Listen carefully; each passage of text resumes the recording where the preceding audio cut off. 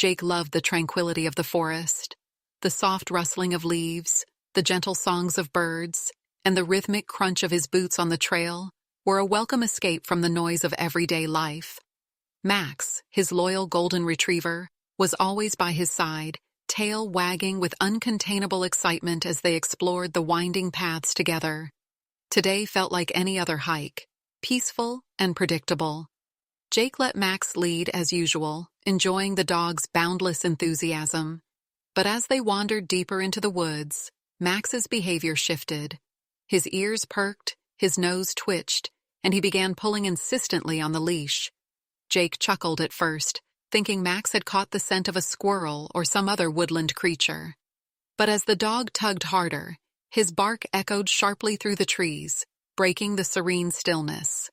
Jake frowned, unsure of what had gotten into Max. All right, he muttered, loosening his grip on the leash. What's gotten you so worked up? He followed as Max led him off the beaten path and into the shadows of the forest, unaware that their peaceful hike was about to take a startling turn. Max's barking grew louder, his voice reverberating through the dense forest as he stood at the mouth of a dark, gaping cave. Jake hesitated, glancing around as if looking for some clue to explain his dog's sudden obsession. The cave wasn't marked on the trail maps he had studied, and its entrance, partially hidden by overgrown vines and moss-covered rocks, gave off an eerie, uninviting vibe. "Max, come on, buddy. It's just a cave," Jake said, his tone light but laced with unease. But Max wasn't listening. He planted himself firmly, barking incessantly into the darkness as if he could see or hear something Jake couldn't. The dog's fur bristled, and his usually playful eyes now seemed focused and alert. Jake sighed, rubbing the back of his neck. "You're not going to let this go, are you?" he muttered. He crouched down, patting Max's head, trying to calm him.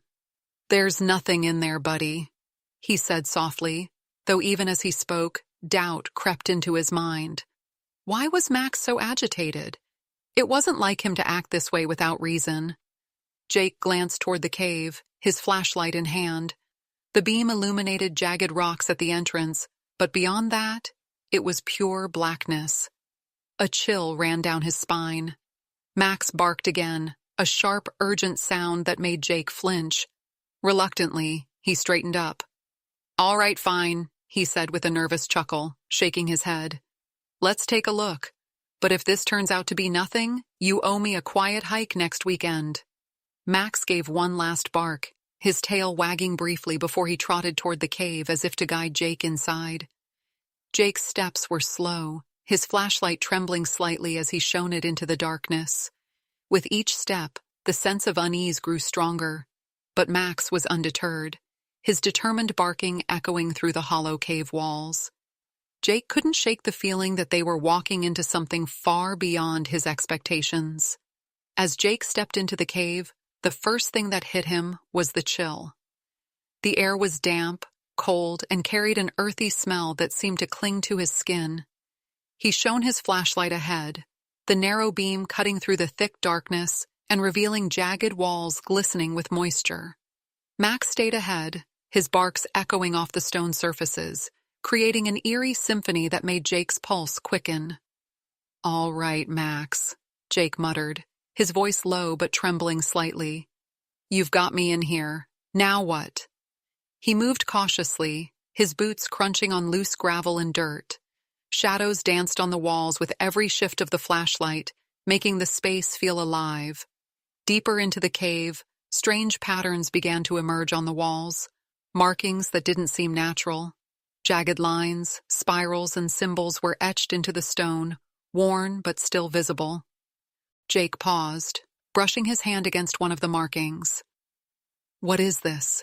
he whispered, his breath visible in the cold air. Max let out a sharp bark, breaking Jake's focus. The dog was now at the edge of a narrow passage, his body tense and ears alert. Jake swallowed hard, gripping the flashlight tighter as he moved closer. The passage was tight, barely wide enough for him to squeeze through. "You've got to be kidding me," he said under his breath, eyeing the cramped space. but Max's insistent barking left him no choice. As he squeezed through the passage, the sound of dripping water grew louder, and the air became even colder. On the other side, the cave opened into a larger chamber. Jake's flashlight flickered for a moment before steadying, illuminating the most unexpected sight. A hidden room. In the center of the chamber stood what appeared to be a carved stone pedestal, its surface covered in the same strange markings as the walls. Surrounding it were fragments of pottery, glinting crystals, and a pile of old, weathered bones. Jake froze, his breath catching in his throat. "What is this place?" he murmured. Max had stopped barking now, standing silently beside Jake, as if he too was in awe of the discovery. For a moment, the world felt impossibly still, the silence pressing down on them like a weight. Jake's mind raced with questions, but one thing was clear. Whatever they had stumbled upon, it was far from ordinary. Jake's flashlight swept across the cavern, illuminating the bizarre and unexpected scene before him.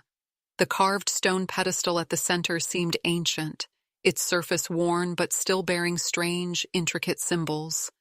Jake stepped closer, his breath shallow and visible in the cold air, his heart pounding in his chest. His mind struggled to make sense of it. Was this some sort of ritual site? A long-forgotten artifact of a civilization he had never heard of? Max sat down next to him now, his barking replaced by a low whine, as though he too could feel the weight of the discovery. Jake knelt beside the pedestal, his hands trembling as he reached out to touch the carvings. The stone was cold, almost unnaturally so, and the patterns felt deliberate, each line and curve telling a story he couldn't understand. "Where did this come from?" Jake muttered to himself, his voice echoing softly in the vast chamber. He moved his flashlight toward the surrounding area, and his eyes widened. Scattered around the pedestal were shards of pottery, some painted with faded designs, and crystals that shimmered faintly even in the dim light.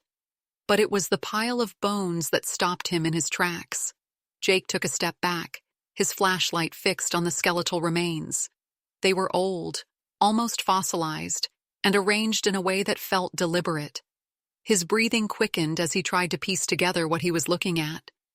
This wasn't just an ordinary cave, it was something more, a place that had been hidden and undisturbed for who knows how long. "What is this place, Max?" Jake asked, his voice shaky.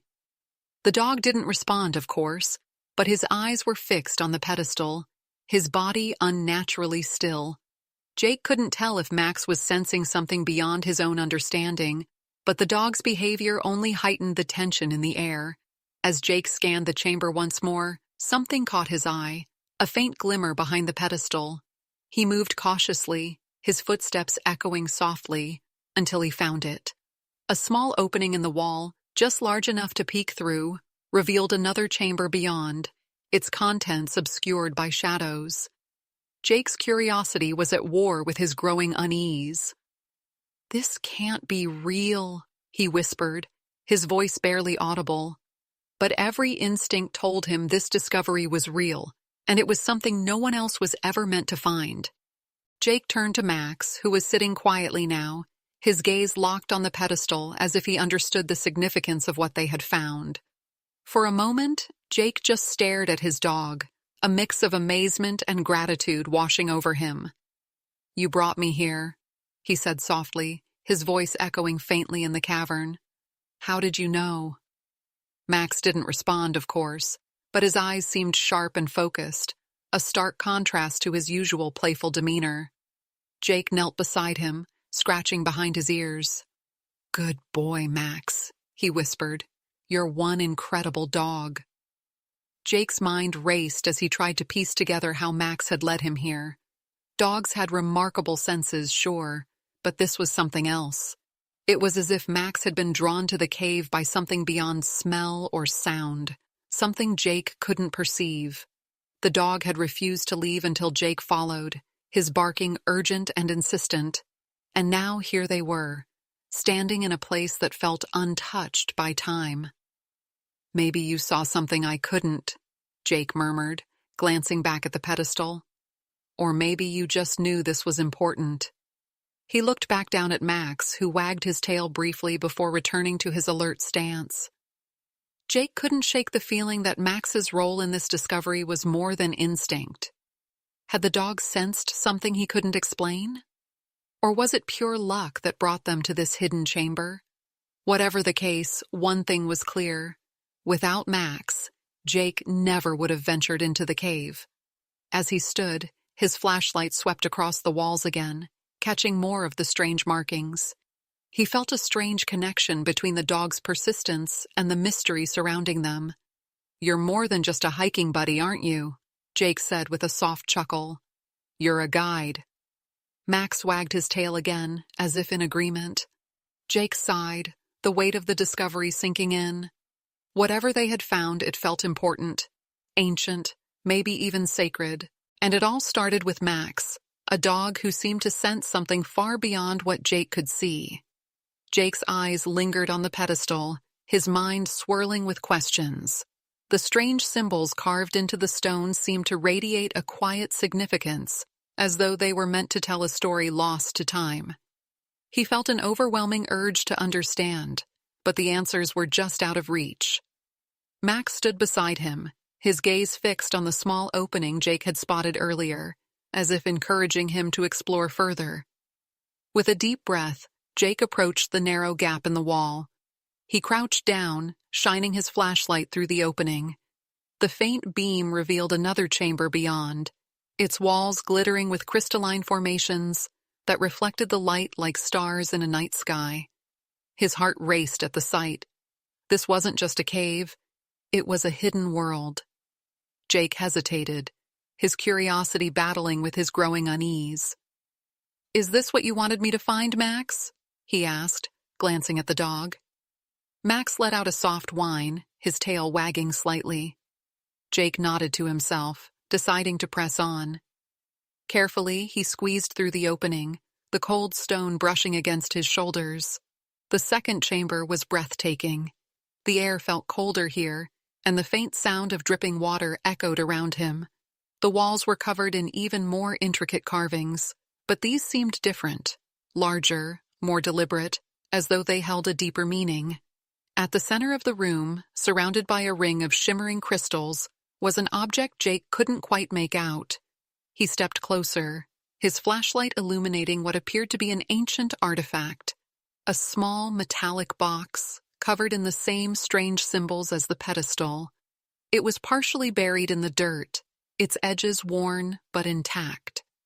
Jake knelt down, brushing the dirt away carefully with his hand. "What is this?" he whispered. The box felt cold to the touch, almost unnaturally so. Jake hesitated, a sense of reverence washing over him. This was no ordinary find. Whatever this artifact was, it had been hidden here for a reason. He glanced back toward the opening, where Max's silhouette waited patiently. "This is incredible," Jake said softly, more to himself than anyone else. He felt the weight of the moment, the sense that he had stumbled upon something far greater than he could understand. But why had Max been so insistent on finding this place? Was it instinct? Something deeper? As he stood, artifact in hand, he felt a chill run down his spine. There were still so many questions, and the answers seemed buried in the very walls of the cave. One thing was certain, though. This was only the beginning of a mystery far beyond anything Jake had ever encountered. Jake stood in the center of the hidden chamber, the artifact resting in his hands as he tried to process what had just happened. The cold metal felt heavy, not just physically, but with the weight of its mystery. Max, ever his loyal companion, stood beside him, his calm demeanor a stark contrast to the strange and overwhelming discovery. "Max," Jake said quietly, looking down at his dog, "I don't know how you knew, but you brought me here, and whatever this is, it's big." Max wagged his tail lightly, his eyes meeting Jake's as if to say, "You'll figure it out." Jake turned back toward the opening they had entered through, the reality of their journey settling in. The carvings, the artifacts, the bones, they all pointed to something ancient and possibly forgotten by the world. But why had Max led him here? Was it just a coincidence, or was there something unexplainable about the connection between them? With one last glance at the chamber, Jake tucked the artifact into his backpack, careful not to damage it. "We should get out of here," he muttered. The thought of staying too long in a place so untouched by time made him uneasy. As they retraced their steps through the cave, the weight of their discovery stayed with him. The darkness of the passage seemed less ominous now, almost as if the cave had revealed its secrets willingly. When they finally emerged into the forest, the sunlight felt warm and grounding, a stark contrast to the cold stillness of the cave. Jake paused, looking back at the cave's entrance. "There's so much we don't know," he said, almost to himself. "And it all started because you wouldn't stop barking." He looked at Max with a smile, scratching the dog behind his ears. As they walked away, the forest felt different. Every sound, every rustle in the trees, seemed alive with possibility. Jake couldn't help but wonder what the artifact meant, and if this was just the beginning of something even bigger. Back on the trail, Jake pulled out his phone, snapping a photo of Max standing proudly in front of the cave. "Good boy," he said with a laugh. "You've got quite the story to tell." Little did Jake know, this story was far from over. Whatever they had found in that cave was more than just a discovery. It was a mystery waiting to unfold. And Max, the dog who wouldn't stop barking, had led him right to it.